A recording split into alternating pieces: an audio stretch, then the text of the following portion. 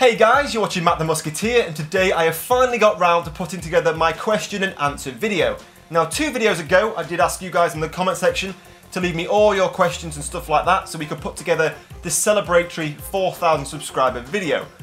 Now in that video I expected to get maybe 30 or 40 questions and responses from you guys, but you guys really pulled it together and I got over 100 questions in that video, so thank you so much for the support for that and just being interested in what I do and all that kind of stuff. Now as you can probably see from the length of this video, today we do not have time to answer all of those 100 questions, so I've just picked my favourites for this video.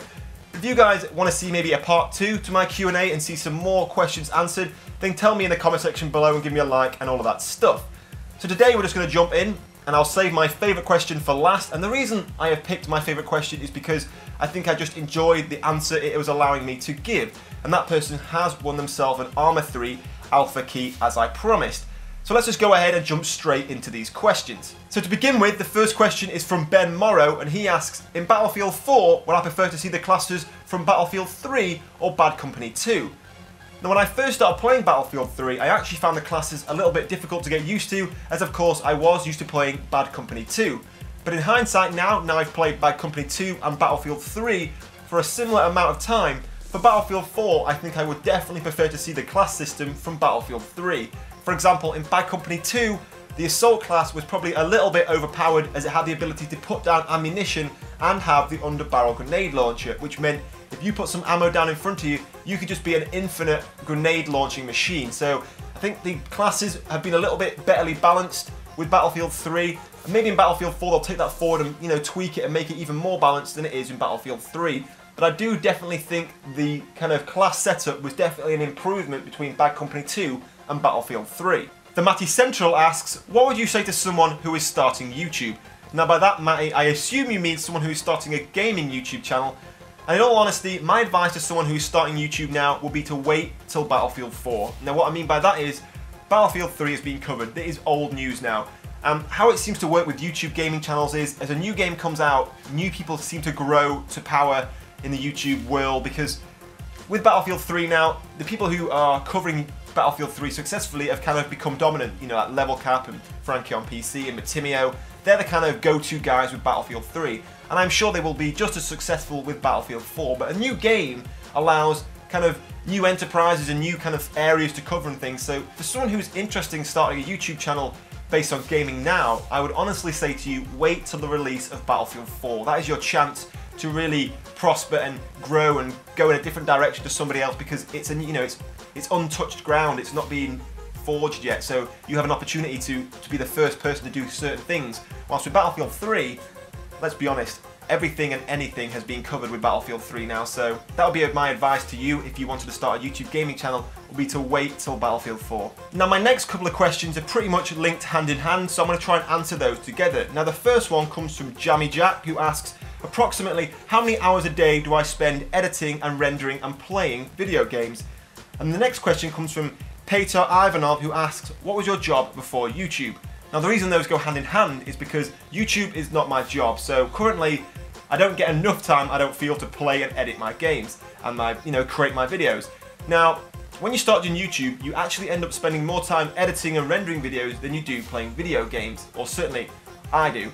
Now to answer your question, Jammy Jack, I actually probably spend about 35 to 40 minutes a day playing the video games, and probably about an hour to an hour and a half, sometimes 2 hours editing, rendering and kind of cutting together my videos. So that's kind of my time scale. I don't get a lot of time as I'm working, full time 5 days of the week, but when I am home from work, I do try and get 35 to 40 to maybe an hour's worth of gaming in, to maybe at the maximum 2 hours of editing time into my videos. So I hope that answers your question for you there. Now my next 2 questions are also very similarly linked. The first one comes from Destry Timmer, who asks, what is the average day of a life of Matt the Musketeer? And the next one comes from The Real One in the Black, who asks, what do I do outside of YouTube? Now I thought those 2 were pretty similar questions, and I'd go ahead and answer those together. So the average day of Matt the Musketeer, well, if it's a working week, unfortunately I am at work, and my full-time job, as a lot of you guys already know, I am an architectural assistant. I work for an architecture firm, so that takes up all of my working week. I work there, full-time. I do a lot of editing and creating models and 3D models and images and renders and editing plans and CAD drawings for an architectural firm, so that's what I spend a lot of my working time doing. But in my own time, there are quite a few different things I like to do. My main one, of course, is YouTube. Entertaining you guys is my key hobby. Now, other things I like to do include, I am a very avid shooter. I go back home to where my parents are from, and my friend has a farm, and we do a lot of shooting there. We take our rifles down and set up a little range and do quite a lot of shooting. So that is something that I really am fond of doing. And with those same friends, we also like to do a lot of music, edit music, record our own music, write some music, some of which I'll leave for you right here.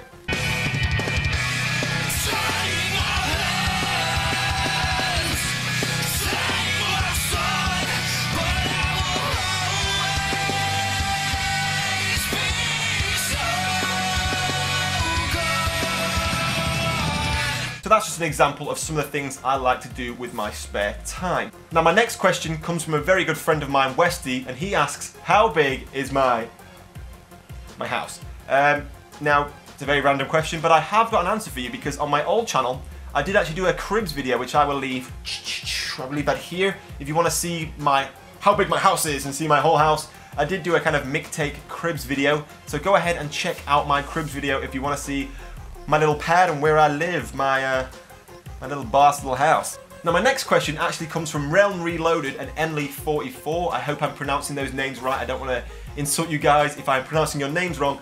And they ask, what's your biggest inspiration in life and in YouTube? Now on YouTube, I actually watch a lot of people who aren't anything to do with gaming videos. And one of my favourites, who I probably could say is an inspiration to me, is a guy called Crabsticks. Now, I've watched his channel go from being a little bedroom channel, does it all in his little bedroom, to now he works for the BBC. So I've watched him go from being a little guy on YouTube all the way up to living his dream. So that is a real inspiration for me, to watch him grow and achieve all the things that he wanted to and get his kind of talent out there to the world, because I think Crabsticks is very, very funny. So even though it's nothing to do with gaming at all, he's probably my biggest inspiration on YouTube.